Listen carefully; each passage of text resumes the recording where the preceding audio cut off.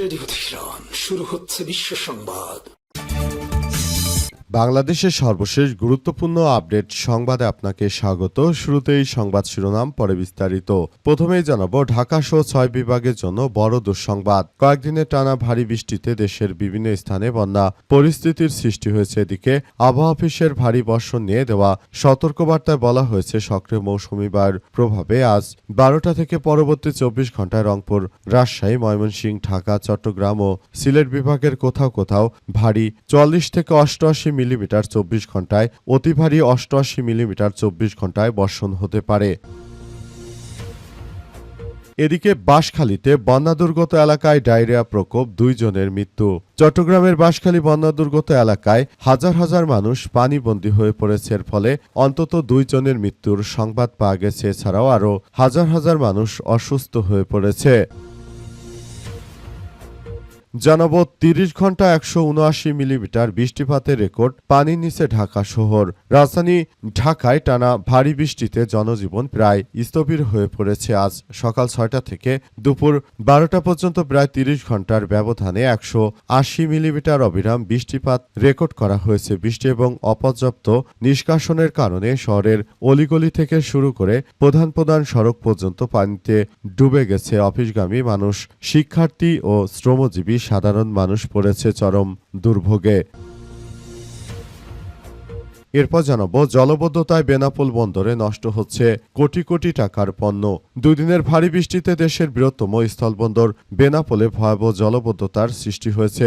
বন্দরের বিভিন্ন শেড এবং ইয়ার্ডে হাঁটু পানি জমে কোটি কোটি টাকার আমদানি পণ্য পানিতে তলিয়ে গেছে। এতে চরম উদ্বেগ ও আর্থিক ক্ষতির আশঙ্কা করছে আমদানিকারকরা। এদিকে বান্দরবনে বন্যা এবং পাহাড় ধসে বিপর্যস্ত জনজীবন। বান্দরবনে বন্যা পরিস্থিতি আরও খারাপ আকার ধারণ করেছে। বন্যার পরিস্থিতি উন্নতি হয়নি। আজ টানা 4র্থ দিনের মতো জেলার সঙ্গে সারা দেশের যোগাযোগ একদম বন্ধ হয়ে গেছে। সেখানে চরম ভোগান্তিতে পড়েছে সবাই। এবং সর্বশেষ জানাবো ঢাকা টাঙ্গাইল মহাসড়কে ভয়াবহ জলবদ্ধতা। কালিয়াকৈর পৌরসভায় টানা বৃষ্টির কারণে ঢাকা টাঙ্গাইল মহাসড়কে পল্লী বিদ্যুৎ হরিণহাটি এলাকায় হাঁটু সমান পানি জমে জলাবদ্ধতার সৃষ্টি হয়েছে। এতে সড়কের উপর পানি উঠে গেছে।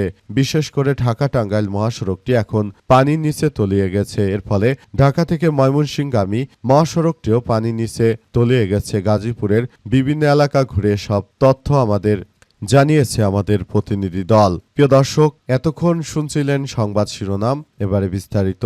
তবে তার আগে বন্ধুরা অনুরোধ থাকবে এই সংবাদটিতে একটি লাইক দিন।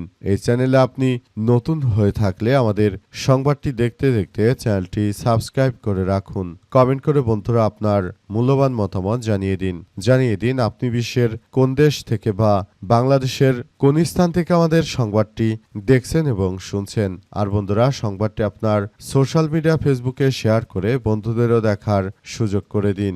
গাজা যুদ্ধে আপনি যদি নিরীহ ফিলিস্তিনিদের ভালোবেসে থাকেন বন্ধুরা, কমেন্টে ইয়েস লিখে পুরো বিশ্ববাসীকে আমাদের এই তাজা আপডেটটি দেখার সুযোগ করে দিন। এবারে বিস্তারিত। জলবদ্ধতায় বেনাপোলের বন্দর নষ্ট হচ্ছে কোটি কোটি টাকার পণ্য।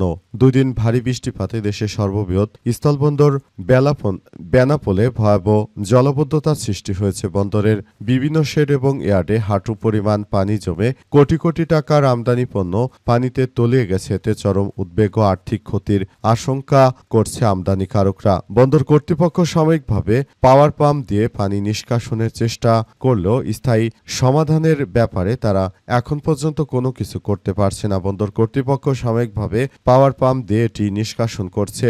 জানা গেছে যে আজ বিকাল থেকে শুরু হওয়া টানা বৃষ্টিতে বেনাপোল বন্দরের 3 নম্বর গেট সংলগ্ন 5টি শেডে ব্যাপক জলবদ্ধতার সৃষ্টি হয়। বিভিন্ন ধরনের আমদানি পণ্য পানিতে ভিজে যায় এবং কোথাও কোথাও উঁচু হাঁটু পানি পর্যন্ত জমে গেছে। এতে পণ্য সংরক্ষণ, পরিবহন ও খালাসের কার্যক্রম ব্যাহত হচ্ছে। পরিস্থিতি মোকাবেলায় বন্দর কর্তৃপক্ষ পাওয়ার পাম্প দিয়ে পানি সরানোর চেষ্টা করছে। ইতিমধ্যে বন্দর কর্তৃপক্ষ বন্দর ব্যবহারকারীদের প্রতিনিধিরা ক্ষতিগ্রস্ত এলাকাগুলো পরিদর্শন করেছে।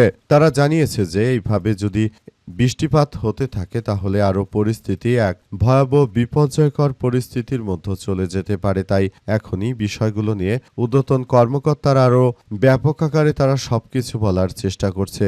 বিভিন্ন শেডে মালামাল রাখার ক্ষেত্রে কোনো ধরনের নিরাপত্তার কোনো বালাই নেই। এটাই হচ্ছে বাংলাদেশের সরকারি কাজ। শুধুমাত্র শুল্ক নিবে এবং পণ্যগুলোর রাখার নিরাপদ কোনো ব্যবস্থা সেখানে নেই। সেখানে শুল্ক নেওয়া হয় কিন্তু মালামালগুলো কোনো শেডের ভিতরে রাখবে সেসব বিষয় নিয়ে তারা কোনো ব্যাখ্যা দিতে পারছে না।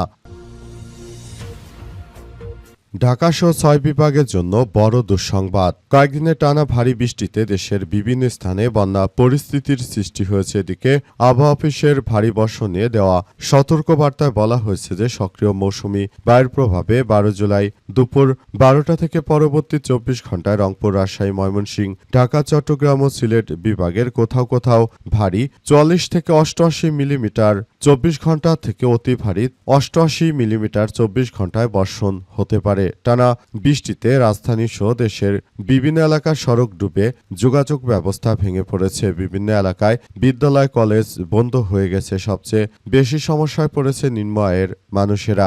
ভারী বৃষ্টিতে তারা কাজের সন্ধানে বের হতে পারছে না।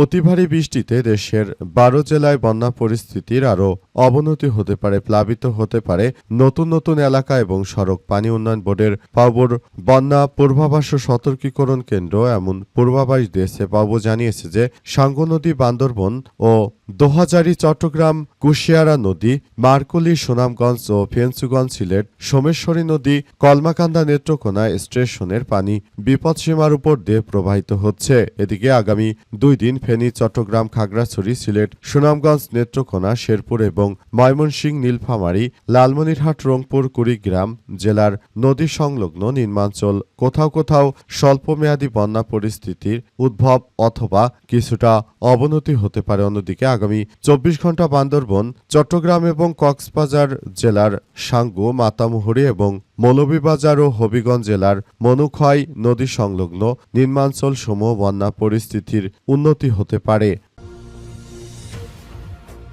৩০ ঘণ্টায় ১৭৯ মিলিমিটার বৃষ্টিপাত, পানির নিচে ঢাকা শহর। রাজধানীতে টানা ভারী বৃষ্টিতে জনজীবন প্রায় স্থবির হয়ে পড়েছে। আজ সকাল ৬টা থেকে দুপুর ১২টা পর্যন্ত মাত্র ৩০ ঘণ্টার ব্যবধানে ১৮০ মিলিমিটার অবিরাম বৃষ্টিপাতের রেকর্ড করা হয়েছে রাজধানী ঢাকায়। বৃষ্টি এবং অপর্যাপ্ত পানি নিষ্কাশন ব্যবস্থার কারণে শহরের অলিগলি থেকে শুরু করে প্রধান সড়ক পর্যন্ত পানিতে ডুবে গেছে। অফিসগামী মানুষ, শিক্ষার্থী এবং শ্রমজীবী সাধারণ মানুষ সবচেয়ে বড় দুর্ভোগে পড়েছে। রাজধানী ধানমন্ডি, মোহাম্মদপুর, তেজগাঁও, গ্রিন রোড, মালিবাগ, শান্তিনগর, মিরপুর ও পুরান ঢাকার বিভিন্ন নিচু নিচু এলাকায় জলবদ্ধতার সৃষ্টি হয়েছে। কোথাও কোথাও হাঁটু থেকে কোমর পানি জমে যাওয়ায় যানবাহন চলাচল বন্ধ হয়ে গেছে। অনেক স্থানে নষ্ট হওয়া গাড়ি ঠেলে বা রিকশায় চড়ে গন্তব্যে পৌঁছানোর চেষ্টা করতে দেখা গেছে যাত্রীদের। গণপরিবহন ও স্বল্পতা, অতিরিক্ত ভাড়ার দাবিতে যাত্রীদের সঙ্গে চালকদের বাকবিতণ্ডার চিত্র দেখা গেছে। আবহাওয়া অধিদপ্তরের আবহাওয়াবিদ খন্দকার হাফিজুর রহমান আমাদেশকে জানিয়েছেন যে সুপ্রিম মৌসুমি বায়ুর সক্রিয় প্রভাবে এই ভারী বৃষ্টিপাত হচ্ছে এবং এটি আগামীকালও অব্যাহত থাকতে পারে। ফলে জলবদ্ধতা সৃষ্টি সহ নানাবিধ রোগবালাই আরও দ্রুত ছড়িয়ে পড়তে পারে বলে তারা আশঙ্কা করছে। তারা এও জানিয়েছে যে বর্তমান সময়ে যে বৃষ্টিপাত হচ্ছে, বিশেষ করে ভারতের নরেন্দ্র মোদীর দল ভারতের পশ্চিমবঙ্গে ক্ষমতা আসার পরে কিন্তু সবথেকে বেশি বিপর্যয়কর পরিস্থিতির সৃষ্টি হচ্ছে। এই পরিস্থিতিতে আসলে সবাই শেষ পর্যন্ত কোন দিকে গড়াবে এবং কি করবে সেটি এখন পর্যন্ত আসলে বলা যাচ্ছে না। সবকিছু একদম ধ্বংসত্বকের দিকে চলে যাচ্ছে। পুরো পরিস্থিতি এখন থমথমে অবস্থা বিরাজ করছে। যে কোনো মূল্যে যে পরিস্থিতি রয়েছে সেগুলো আসলে মোকাবেলা করার মধ্য দিয়ে আমাদের সবাইকে আরো বেশি সমস্যাগুলো আইডেন্টিফাই করে তারপর এগিয়ে যেতে হবে বলে উল্লেখ করা হয়েছে। বাঁশখালীর বন্যাদুর্গত এলাকায় ডায়রিয়া প্রকোপ, 2 জনের মৃত্যু। চট্টগ্রামের বাঁশখালী বন্যা দুর্গত এলাকায় ডায়রিয়া প্রকোপ দেখা দিয়েছে। ডায়রিয়ায় আক্রান্ত হয়ে আজবাহার বেগম ৩৫ ও মরিয়ম বেগম ১৮ নামের দুই নারীর মৃত্যু হয়েছে। আজবাহার বেগম ৩৫ ও সোনোয়া ৭ নং ওয়ার্ডের ফৈজানিপাড়ার কামাল উদ্দিনের ছেলে এবং মরিয়ম বেগম ১৮ সোনোয়া ২ নং ওয়ার্ড খালাসপাড়া জৈনিক রিয়াজ উদ্দিনের স্ত্রী। আজবাহার বেগম শুক্রবার, মরিয়ম বেগম শনিবার মারা যায়। বাঁশখালী উপজেলা স্বাস্থ্য কর্মকর্তা ডাক্তার নাজমা আক্তার বলেছেন যে বন্যা দুর্গত এলাকায় ডায়রিয়া সহ বিভিন্ন রোগ দেখা দেওয়ায় আমরা মেডিকেল টিম গঠন করে বন্যা দুর্গত এলাকায় পাঠিয়েছি। সেখানে আমাদের মেডিকেল টিমই পানিবন্দী হয়ে গেছে। গুরুতর রোগীদের অবশ্য মেডিকেলে চিকিৎসা দেওয়া হচ্ছে। তিনি আরো বলেন, ডায়রিয়ায় আক্রান্ত প্রচুর রোগী মেডিকেলে আসছে। আমরা তাদের স্যালুট এবং অনন্য চিকিৎসা সেবা দিচ্ছি। সোনোয়া ইউনিয়নের ভারপ্রাপ্ত চেয়ারম্যান নুরুল আমিন বলেছেন যে আমার ইউনিয়নের সবচেয়ে বেশি ক্ষতিগ্রস্ত এলাকা মধুখালী, সেলবন ও খুদুকখালী, সেমটখালী ও সোনোয়ারটেকে এখনও পানিবন্দী বহু মানুষ। তাদের মধ্যে সামান্য শুকনো খাবার বিতরণ করা হয়েছে। এখনও অনেক মা বোন, বৃদ্ধ ও শিশুরা না খেয়ে আছে। অনেকেই অসুস্থ হয়ে গেছে। ডায়রিয়ায় আক্রান্ত হয়ে 2 জন মারা গেছে।